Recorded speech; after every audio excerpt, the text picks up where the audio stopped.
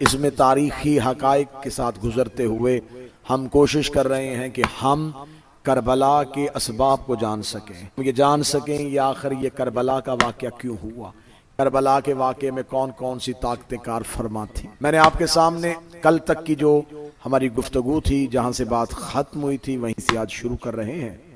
رسول اللہ کے بعد امت مسلمانوں نے دو طرح کے نظام ہیں جو مسلمان کے گروہوں کے پاس ہے، ایک ہے نظام خلافت اور ایک ہے نظام امامت۔ نظام خلافت وہ ہے جو رسول اللہ کے بعد رسول کے ایک صحابی کو رسول کا خلیفہ مانتے ہیں۔ نظام امامت وہ ہے جو رسول اللہ کے بعد رسول کے بھائی حضرت علی بن ابی طالب کو نبی کے بعد پہلا امام مانتے ہیں۔ بات کھول کے کرنی چاہیے تاکہ آپ کا غیر جو ہے وہ بھی حقیقت تک پہنچ سکے۔ خلافت والے وہ ہیں جو یہ چاہتے ہیں کہ دین رسول کے بعد ہمارا نظام جو ہے خلافت والا، یہ نظام ٹھیک ہے، یہی ہدایت والا نظام ہے، یہی حق والا نظام ہے، اور رسول اللہ کے بعد یہی نظام حق ہے۔ جبکہ امامت والے یہ کہتے ہیں کہ رسول اللہ کے بعد امامت والا نظام یہی ہدایت کا نظام ہے، یہی حق کا نظام ہے، یہی سیدھا رستہ ہے اور یہی صراط مستقیم۔ مدت ہو گئی ہے نہ اس نظام والے اپنے نظام کو برا کہہ رہے ہیں اور نہ اس نظام والے اپنے نظام کو کسی کو غلط کہنے دے رہے ہیں، لیکن بات ہم اتحاد کر تو رہے ہیں، ہم اپنے فروعی اختلافات تو اپنے ایک دوسرے کے آمنے سامنے کر رہے ہیں۔ جب بھی اتحاد مسلمین کی بات ہوتی ہے، مسلمانوں کے اتحاد کی بات ہوتی ہے، تو اتحاد امت کے لیے جو سب سے پہلے تقریر کرتے ہوئے جملہ کہا جاتا ہے، سارے مسلمانوں کو خوش کرنے کے لیے یہ کہا جاتا ہے، دیکھیے ہم تمام مسلمانوں کا اللہ ایک ہے، قرآن ایک ہے، نبی ایک ہے، کعبہ ایک ہے، لیکن ستم ظریفی یہ ہے کہ ہم مسلمان ایک نہیں ہیں، جبکہ ہم اتنی اکائیوں کے قائل ہیں کہ ہم اللہ کے ایک ہونے پہ سارے، رسول اللہ پہ سارے، قرآن پہ سارے، خانہ کعبہ پہ قرآن پڑھتے ہیں کوئی فرقے نہیں، اللہ کو مانتے ہیں کوئی فرقے نہیں، رسول اللہ کو مانتے ہیں کوئی فرقے نہیں، حج پہ جاتے ہیں کوئی فرقے نہیں۔ تو اتحاد دینے والے جو داعی ہیں وہ یہ کہتے ہیں کہ حضور اتنے ایک ہیں تو پھر ہم ایک کیوں نہیں؟ آگے سے عوام خاموش ہو جاتی ہے کہ پھر پتہ نہیں ہم ایک کیوں نہیں ہیں۔ اچھا، سب سے بڑی ستم ظریفی یہ ہے کہ جو یہ تقریر کر رہے ہوتے ہیں انہیں بھی پتہ ہوتا ہے کہ ہم ایک کیوں نہیں ہیں، یا پھر وہ ایک ہونے دے بھی نہیں رہے، پھر بھی کہہ رہے ہیں کہ امت کو ایک ہو جانا چاہیے، سب کو ایک ہو جانا چاہیے۔ میں زندہ ذہنوں سے زندہ گفتگو کرتا ہوں، زندہ ذہنوں کا زندہ خطیب ہوں۔ میں آپ کو بتا دیتا ہوں، اگر آپ نے بات عوام سے پوچھنی ہے تو جو عوام سے جواب آپ کو نہیں مل رہا میں دے دیتا ہوں۔ آپ کہتے ہیں ہمارا اللہ ایک ہے، ہمارا نبی ایک ہے، ہمارا قرآن ایک ہے، ہمارا کعبہ ایک، تو ہم ایک کیوں نہیں ہیں؟ میں الحاج ٹرسٹ لندن میں 8 محرم کو آپ کو بتاؤں کہ ہم ایک اس لیے نہیں ہیں کہ ہمارا امام ایک نہیں ہے، رسول اللہ کے بعد ہمارا جھگڑا ہے رسول کے جانشین پہ۔ اتنے سالوں سے یا آپ ہمیں مطمئن کریں یا ہماری گفتگو سے مطمئن ہو جائیں۔ آپ ہمیں نظام خلافت پہ کوئی ایک قرآنی نص پیش کریں، آپ ہمیں دلیل دے دیں، آپ ہمیں ایک حدیث بتائیں کہ جس کو آپ نے رسول اللہ کے بعد رسول کا جانشین بنایا، کیا انہیں رسول اپنی زندگی میں جانشین بنا کے گئے تھے؟ پہلا سوال۔ اگر رسول انہیں اپنی زندگی میں اپنا جانشین بنا کے گئے تھے تو پھر سقیفہ بنی سعدہ میں اختلاف کیوں ہوا؟ میں اب نتیجے آپ سے لینے لگا ہوں، 7 دن تقریر ہوئی، اب نتیجے لینے لگا۔ اگر وہ نبی کے بنائے ہوئے خلیفہ تھے تو پھر جرات کیجئے، پھر تھوڑی اپنے اندر طاقت لے کے آئیے، مردانگی لے کے آئیے اور لکھے تاریخ میں کہ علی نے رسول کے بنائے ہوئے خلیفہ کو تسلیم نہیں کیا۔ اب آپ کے گلے میں یہ ڈھول آ گیا ہے کہ آپ نے 4تھے نمبر پہ خلافت دے دی ہے علی کو، اور علی ہے آپ کی نظر میں خلیفہ راشد، اور وہ علی پہلے خلافت سے اتفاق نہیں کر رہے۔ اب میں نتیجے دے رہا ہوں، جو قریب ہے تمہیں حسین کا واسطہ سر، وہ علی 4تھے نمبر پہ مسلمانوں کا خلیفہ، ہم تو علی کو خلیفہ نہیں کہیں گے، ہم تو علی کو امام کہتے ہیں۔ آپ کے 4تھے خلیفہ راشد نے آپ کے پہلے خلیفہ راشد کو تسلیم نہیں کیا۔ اب یا تو آپ کو پہلی خلافت واپس لینی ہوگی یا پھر 4تھی خلافت واپس لینی ہوگی، لہذا آپ ہمیں کوئی ایک نص دیں۔ اگر ان کی خلافت رسول نے کیا تھا تو پھر سقیفہ میں جھگڑا کیوں ہوا؟ مسلمانوں کی سادہ اکثریت نے رسول کے بعد انہیں خلیفہ کیوں نہیں کہہ دیا کہ یہی ہیں جن کے بارے میں نبی کہہ کے گئے تھے؟ آپ یہ کہتے ہیں کہ جی رسول اللہ واضح اعلان نہیں کر کے گئے تھے، تو پھر آج یہ امت کے جو فرقے ہیں یہ الزام مسلمانوں پہ تو آتا ہی نہیں۔ جب رسول ہمیں کوئی ایک ہدایت بتا کے ہی نہیں گئے، جب رسول اللہ نے ہمیں کوئی نظام ہی نہیں دیا، رسول اللہ نے باقاعدہ ہمارے لیے کوئی انتظام ہی نہیں کیا، تو پھر آج جو امت کے جتنے فرقے ہیں اس میں مسلمانوں کا کیا قصور ہے؟ اچھا پھر آگے آ جائیں، آپ کہتے ہیں نہیں رسول اللہ نے باقاعدہ اعلان نہیں کیا تھا، لیکن رسول اللہ نے امت میں یہ فیصلہ چھوڑ دیا تھا کہ آپ انتخاب کریں۔ تو جب رسول اللہ نے امت میں یہ فیصلہ کیا تھا، میں نتیجہ دے رہا ہوں اور مجھے نتیجے کی قیمت چاہیے، جب رسول اللہ نے یہ اختیار امت کو دے دیا تھا کہ تم میرے بعد میں رکھ، تو جب امت نے یزید کو خلیفہ بنایا آپ نے اسے قبول کیوں نہیں کیا؟ کسی جگہ پہ کوئی شخص سستا فروٹ بیچ رہا ہو نا، اور وہاں پہ جا کے بندہ اچھا فروٹ علیحدہ کرے، گلا سڑا چھوڑ دے، تو پھر وہ کہہ دیتا ہے کہ حضور سستا اسی لیے کیا کہ سارے لوگ، اگر آپ اچھے لے گے تو یہ میں نے گلے سڑے کس کو بیچنے ہیں؟ تو آپ اچھے نہ اٹھائیں۔ جب آپ نے نظام کو اتنا سستا کر ہی دیا ہے تو پھر اب سارے ہی اپنے کھاتے ڈالیں۔ میری ایک بات میں کوئی جھول ہو تو تمہیں واجب ہے کہ اٹھ کے آپ نے ٹوکنا ہے کہ یہ بات کلیئر نہیں ہو سکی، ہمارے ذہنوں پہ ابھی تک یہ سوال زندہ ہے۔ اگر رسول اللہ کے بعد ان کی خلافت کی کوئی ایک دلیل تھی، کس قیاس کی بنیاد پہ خلیفہ چنا؟ کہتے اس لیے چنا کہ رسول اللہ نے اپنی زندگی میں، اور یہ ہمارے پاس تو یہ واقعہ ہے ہی نہیں، لیکن آپ لکھ کے کہہ دیا کہ رسول اللہ کی زندگی میں انہوں نے ایک نماز پڑھا دی تھی، وہ مصلی پہ آ گئے تھے اور انہوں نے نماز پڑھائی تھی۔ اچھا تو جو ایک لمحے کے لیے، پہلی بات تو یہ کہ ہمارے ہاں یہ روایت ہے ہی نہیں، جو ایک لمحے کے لیے مصلی پہ آئے، اس کا مصلی پہ آنا اس کے خلیفہ بننے کے لیے نص قرار پایا۔ تو جو نبی کے کاندھے پہ آیا تھا، بھئی کسی کا نبی کی مصلی پہ آنا اگر دلیل ہے تو مصلی پہ آنا کاندھے پہ آنے سے زیادہ افضل تو نہیں ہو سکتا، مصلی پہ آنا نبی کے بستر پہ آنے سے زیادہ تو نہیں ہو سکتا۔ اور دوسری بات یہ ہے کہ جب انہوں نے نماز پڑھائی تو نبی کہاں تھے؟ کہتے جی نبی حالت بیماری میں تھے اور معاذ اللہ نبی پیچھے نماز پڑھ رہے تھے۔ مجھے اس واقعے میں تو بحث بعد میں کرنی ہے کہ اس واقعے کا راوی کون ہے، یہ دیکھی ہے، یہ کہاں سے آئی ہے، یہ پہلی بار کس نے روایت لکھی تھی، یہ کس فیکٹری میں روایت بنی تھی، کس نے اس حدیث کو مشہور کیا تھا، اس بحث میں بعد میں جائیں گے کہ روایت کی سند کیسی ہے، یہ روایت مرسل ہے، مشہور ہے، یہ روایت مردود ہے، اس میں بعد میں بحث کریں گے۔ پہلے یہ بتاؤ کہ مجھے اس بات پہ بحث ہی نہیں کرنی کہ نماز پڑھائی کہ نہیں پڑھائی، مجھے بحث اس بات پہ کرنی ہے کہ اس کی نماز ہوئی ہے کہ نہیں ہوئی۔ تو لہٰذا فیصلہ اب یہ کرنا ہے کہ ان کے خلافت کی نص کیا ہے۔ بالکل باتیں ختم ہونے کے آ رہی ہیں، اس لیے نتیجے دے رہا ہوں۔ کہتے دلیل یہ ہے کہ رسول اللہ کے جانے کے بعد یہ ان کی ہاں بھی یہ ایک سطر کا بھی فرق نہیں کہ ان کی خلافت کی دلیل یہ ہے کہ رسول اللہ کے جانے کے بعد کیونکہ باقاعدہ کوئی نظام نہیں تھا تو سقیفہ بنی سعدہ میں مسلمانوں کا اجماع ہوا، اجماع امت نے وہاں پہ ایک الیکشن کیا اور اس الیکشن میں انہیں سلیکٹ کر لیا گیا۔ اچھا یہیں پہ آئیں، کیا ہوا تھا؟ امت کا اجماع۔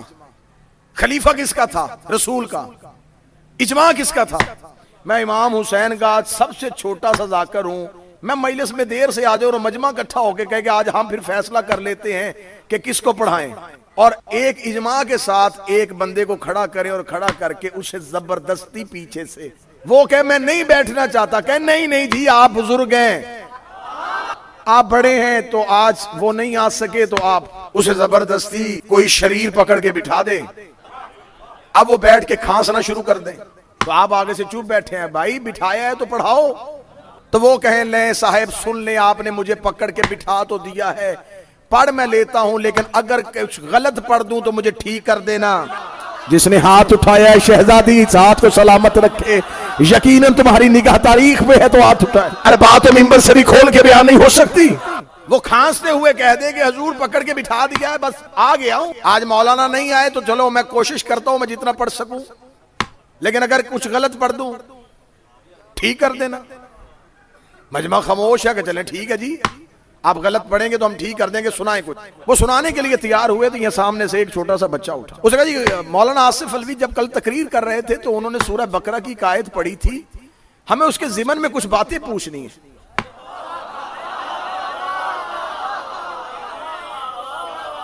اب وہ بیٹھ تو گیا میری جگہ پہ، تیاری اس کی تھی کوئی نہیں، تو اس نے کہا بیٹا کیا قرآن میں کوئی سورہ بقرہ بھی ہے؟ کوئی قرآن میں کوئی سورہ بقرہ نامی سورت بھی ہے؟ اچھا بیٹا قرآن میں یہ سورت اس نام کی کوئی سورت ہے؟ اب وہ پریشان ہو گیا جس نے اسے بٹھایا تھا، اسے تو نہیں پتا تھا کہ بچہ سوال کر دے گا۔ اب مجلس کا ماحول خراب ہونے لگا۔ وہ مجاہد شاہ جی بیٹھے ہوئے بزرگ ہیں، ان کو پتا چل گیا کہ یہ سارے الزام ہمارے اوپر آ جائے گا۔ ایریا الحیدر ٹرسٹ میں یہ چلتا ہے کہ ایک بندہ ممبر پہ بیٹھ گیا اور اس کو یہی نہیں پتا کہ سورہ بقرہ نام کی کوئی سورت بھی ہے۔ انہوں نے دیکھا کہ ماحول خراب ہو گیا، الزام پورے کا پورا جو ہے نا وہ مجلس پہ آ، وہ فوراً اٹھے اور فوراً اٹھ کے آ کے انہوں نے مائک پہ کہا بھائی یہ جو بیٹا سوال ہے نا یہ سوال بعد میں پوچھ لیں، ہم بتا دیں گے قرآن میں بیٹا سورہ بقرہ ہے اور اللہ کی یہ قرآن کی بھیجی ہوئی صورت ہے اس اب انہوں نے جواب دے کے بچے کی تسلی کروا دی۔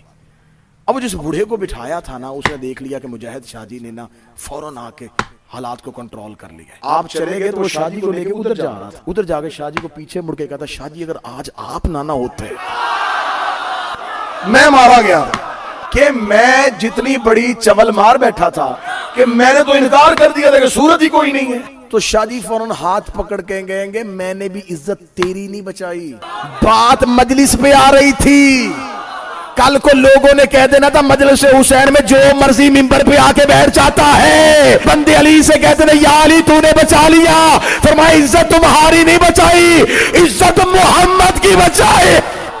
بھئی ہم پوچھ رہے ہیں نا، ہم سوال پوچھ رہے ہیں، سارا سال نہیں میری قوم کے بچوں سے پوچھتے۔ محرم شروع ہوتا ہے تو سوشل میڈیا پہ شروع، گھوڑا کہاں لکھا ہے، ماتم کہاں لکھا ہے، ذوالجناح کہاں لکھا ہے، کالے کپڑے پہننا کہاں لکھا ہے، لکھا ہے لکھا ہے۔ کہنے والوں کچھ ہمیں بھی تو بتاؤ کہ خلافت کہاں لکھی ہے۔ بھئی ساری زندگی ہم ہی بتائیں، جواب ہم دیں، ہم کٹہرے میں کیوں کھڑے ہوں؟ سوال کا ویسا ہی جواب دیا کرو۔ جناب بہلول بیٹھے ہوئے تھے دربار میں، اور دربار میں علم کے درمیان ایک بحث چل رہی تھی۔ ایک حدیث بنی بنائی حدیث لے آئے کہ رسول اللہ نے فرمایا تھا کہ میری امت کے تمام اعمال اگر قیامت والے دن میزان پہ ترازو پہ ایک پلڑے میں رکھے جائیں اور ایک بندہ اس کے عمل اس پہ رکھے جائیں تو اس کا پلڑا امت تمام کے اعمال سے زیادہ وزنی ہو۔ اب یہ حدیث بنی تھی، یہ ہوم میڈ حدیث تھی۔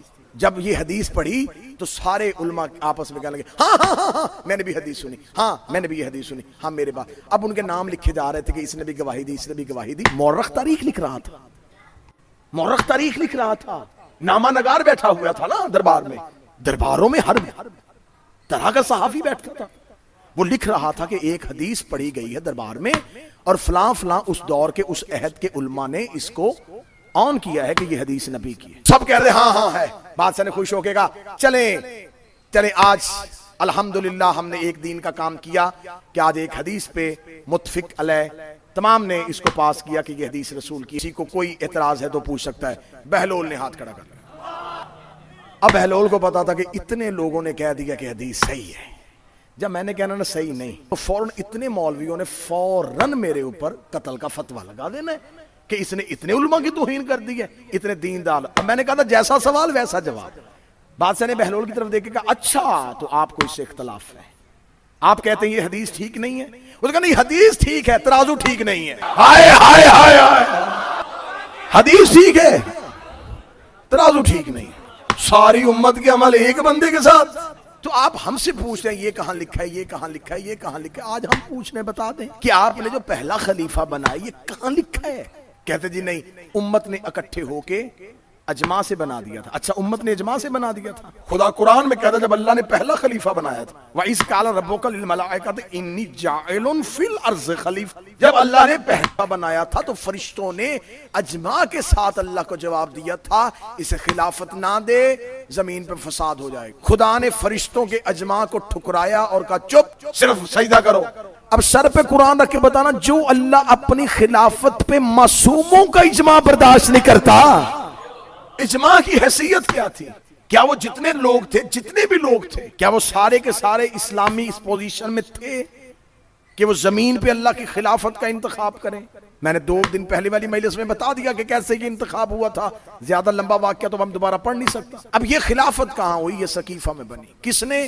ایک صحابی نے دوسرے صحابی کا ہاتھ پکڑ کے بلند کیا، یہ ہے تمہارے پاس پہلی خلافت کی دلیل کہ پہلا خلیفہ سقیفہ بنی سعدہ میں بنا، اور کسی نے اعلان نہیں کیا تھا، رسول واضح کوئی نہیں دے کے گئے تھے، ایک صحابی نے بعد میں اس کا ہاتھ پکڑ کر بلند کر کے کہہ دیا کہ یہ بزرگ ہیں، نبی کے رشتہ دار ہیں، نبی زیادہ محبوب بھی ہیں، میں بھی ان کی بیعت کرتا ہوں، آپ بھی ان کی بیعت کر لیں۔ یہاں سے پہلا خلیفہ بن گیا، پھر پہلا جاتا ہوا جس نے اسے بنایا تھا خلافت اس کی طرف دے کے چل، پھر اس نے ایک کمیٹی بنا دی، پھر خلافت تیسرے خلیفہ کے پاس چلی گئی۔ اس کا مطلب یہ ہے تمہارے پاس خلافت کی نس، اب یہ ہے خلافت والوں کے پاس دلیل۔ سقیفہ میں بنا، اجماع سے بنا، ایک صحابی نے ہاتھ پکڑ کے بلند کیا۔ اب ہم سے پوچھو ہم نے علی کو امام کیوں بنایا ہے؟ نہ اجماع کے ساتھ بنایا، ووٹوں کے ساتھ بنایا، رسول اللہ نے اپنی آخری حج میں حجت الوداع کے موقع پر علی کا ہاتھ پکڑ کر بلند کر کے لوگوں کو بتایا کہ یہ جو اعلان میں اس کی ولایت کا کر اپنی مرضی سے نہیں کر رہا، ابھی جبریل آیا اور اس نے مجھے کہا ہے کہ اگر تو نے یہ نہ پہنچایا تو تو نے رسالت کا کچھ بھی نہیں پہنچایا، اس لیے علی اور علی کے بیٹے میرے بعد تمہارے مولا اور تمہارے ولی ہیں۔ ہمارے پاس امامت کی دلیل، شیعہ ہو سنی ہو فیصلہ گھر جا کے کرنا۔ اور میرا اہل سنت بھائی کس ماحول میں زندگی گزار رہے ہو؟ ایک خلیفہ بنا نبی کی زندگی میں، ایک بنا نبی کے بعد، ایک بنا غدیر میں، ایک بنا سقیفہ میں، ایک کا ہاتھ نبی نے بلند کیا، ایک کا ہاتھ صحابہ نے بلند کیا، ایک بنا چاپا میں، ایک بنا 1,24,000 صحابہ میں۔ اب مجھے بول کے بتاؤ قرآن میں اطاعت نبی کی واجب ہے یا صحابی کی واجب؟ ایک کو نبی بنا رہا ہے، ایک کو صحابی بنا رہا ہے، اور قرآن یہ کہتا ہے کہ جو محمد دے وہ لے لو، جس سے روکے اسے رک جاؤ۔ رسول نے ہمیں علی دیا، ہم نے لے لیا۔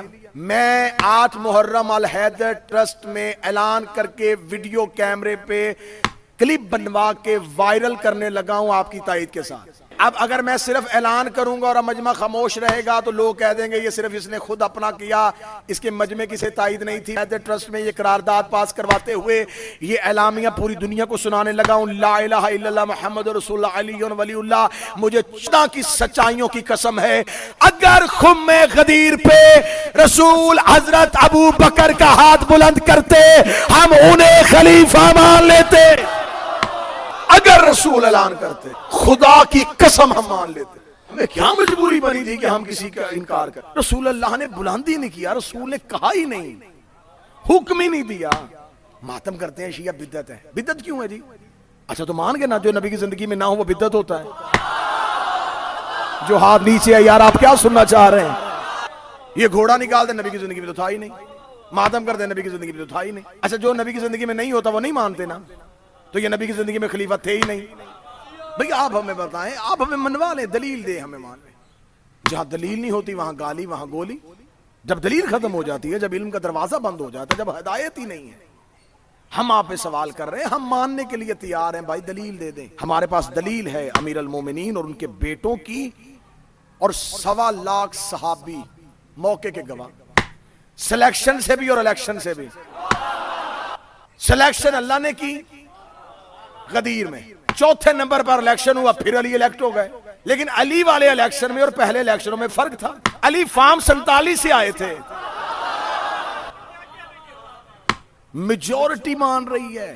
یقین کریں اگر صرف الیکشن کو ہی دیکھا جائے کہ پہلی خلافت کے الیکشن میں اور علی کے الیکشن میں کیا فرق ہے، زمین آسمان کا فرق ہے۔ پہلی خلافت کا الیکشن چھوٹے سے چوک میں ہوا، اس الیکشن میں اس لمحے مدینے کی میجورٹی نے اختلاف کر دیا، انصار کا قبیلہ پورے کا پورا انکار کر گیا، بنو خزرج نے انکار کر دیا۔ سعد بن عبادہ جو ان کا سربراہ تھا وہ خود کینڈیڈیٹ تھا، اس کے مقابلے میں جب زبردستی اسے بنوا لیا تو پورے کے پورے انصار جو ہے وہ الیکشن سے بائیک آؤٹ کر گئے، انہوں نے بیعت کی نہیں۔ سعد بن عبادہ انصاری نے آخری لمحے تک بیعت نہیں کی، اور آج کتابوں میں لکھا جی سعد بن نبی عبادہ انصاری کو جنوں نے قتل کر دیا۔ ہاں جو اہل علم بیٹھے ہو میری تائید کرے، جو لٹریری بیٹھے، جناب سعد بن عبادہ انصاری، اس کا اسلام میں سب سے بڑا احسان ہے۔ یہ مہاجر جب مدینے سے نکل کے مکہ سے نکل کے مدینہ آئے تو یہ مدینے میں سردار تھا خزرج قبیلے کا، اس نے فوراً اپنا مال تقسیم کیا، اس نے کہا یہ جو ہجرت کر کے آئے انہیں میرا مال دو۔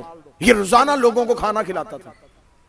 اس نے انصار قبیلے سے کہا جس کے پاس 2 جانور ہیں ایک ان کو دے دو، 2 گھر ہیں ایک ان کو دو۔ سب سے زیادہ احسان کیا تھا اس نے۔ یہ کہتے جی شیعہ صحابہ کی بات نہیں کرتے، لو میں کر رہا ہوں۔ سعد بن عبادہ انصاری نے اسلام میں مسلمان جو مکہ چھوڑ کے آئے تھے ان پہ سب سے زیادہ احسان کیا تھا، اور انہوں نے پہلے خلیفہ کی بیعت نہیں کی تھی، ان سے زبردستی چھڑوا دیا گیا تھا مدینہ، اور بعد میں ان کو سفر کے دوران نامعلوم جگہ سے ایک تیر آیا اور لگا اور مدینے میں مشہور ہوا، جنوں نے قتل کر دیا۔ آج تک کتابوں میں سعد بن عبادہ انصاری کا لکھا ہے، سعد بن ابی عبادہ انصاری بڑے برگزیدہ اصحاب رسول تھے، لیکن ان کو جنوں نے قتل کیا۔ ہمیں پتا ہے کنہوں نے کیا ہے، سیکریٹ ایجنسیز اس دور میں بھی تھیں، انہیں قتل کر دیا. سعد بن ابی وقاص انصاری نے نہیں بیعت کی. تو اب اگر الیکشن کو ایکول کیا جائے تو الیکشن پہلی خلافت کا دیکھ لو اور چوتھی کا دیکھ لو. آپ سلیکشن کو نہیں مان رہے, آپ کہتے ہیں جی اللہ نہیں بناتا, بندے بناتے. تو آؤ بندوں کے بنائے پہ فیصلہ کر لیتے ہیں, بندوں کے بنائے پہ فیصلہ کرو نا. پہلی خلافت کے دور میں چھوٹا سا چوک سقیفہ بنی سعدہ وہاں پر ہو. ابو العلا مودودی, ابن خلدون, شبلی نعمانی, ابن کثیر, یعقوبی, جہاں جہاں تک جانا چاہو گے میں پیچھے پیچھے چلوں گا, ایک ایک تاریخ سے دکھواؤں گا. تو سب نے لکھا کہ انہوں نے جب فیصلہ کیا اور فیصلہ کر کے چھوٹے سے گروہ 4 بندے تھے پہلے جنہوں نے بیعت کی, اور 4 بندے بیعت کر کے تلواریں نکال کے مدینے کی گلی میں آ رہے تھے, اور سامنے سے کوئی بندہ آتا اس کا ہاتھ بڑے زبردستی پکڑ کے کہتے ہو گئی تیری بیعت. ہاں ہاں ہاں میں مذاق نہیں کر رہا, میں حقائق پڑھ رہا ہوں. ہو گئی تیری بیعت. بس اس نے کہا ہوا کیا ہے, کون ہے یہ, کیا ہوا ہے؟ کہنے لگے وہ ان کی خلافت کا اعلان ہو گیا ہے. یہ بیعت ہو رہی تھی. علی نے ایسے ایک دن بھی بیعت نہیں لی. پہلا خلیفہ جاتے ہوئے دوسرے خلیفہ کا, اور دوسرا خلیفہ بیماری کی حالت میں کہہ رہا ہے جلدی مجھے دو, میں تمہیں کچھ لکھ کے دوں تاکہ میرے بعد یہ بندے کمیٹی میں بٹھا دینا. اچھا نبی جب آخری وقت کہہ رہے تھے کہ لاؤ, وہ کسی نے نہ دیا. لیکن جب مولا امیر المومنین کی خلافت کا دور آیا, پھر جب مسلمان علی کے پاس آئے, یا علی آپ حکومت کو قبول کیجئے, علی نے فرمایا ایسے نہیں. 300 اصحاب بدر زندہ تھے جنہوں نے مولا علی کے ہاتھ پہ بیعت کی. بیعت رضوان والے اصحاب موجود تھے جنہوں نے علی کے ہاتھ پہ بیعت کی. صرف 19 افراد وہ تھے جنہوں نے علی کے ہاتھ پہ بیعت نہیں. 19 افراد تھے, ان کے نام کتابوں میں لکھے. عبداللہ ابن عمر نے بیعت نہیں کی, سعد بن ابی وقاص نے بیعت نہیں کی, مغیرہ ابن شعبہ نے بیعت نہیں کی. علی نے ان میں سے کسی سے بھی زبردستی بیعت نہیں لی. انہوں نے مسجد کے اندر کھڑے ہو کے کہا علی ہم تیری بیعت نہیں کریں گے. علی فرمایا بیعت نہ کرو لیکن مدینے کا امن خراب نہیں کرنا. جناب سیدہ سنو, کربلا کے حقائق سنو, شیعو کربلا کے راز سنو. جناب سیدہ رسول اللہ کے جانے کے بعد روزانہ یہ جو ہم ہاتھ میں خاک شفا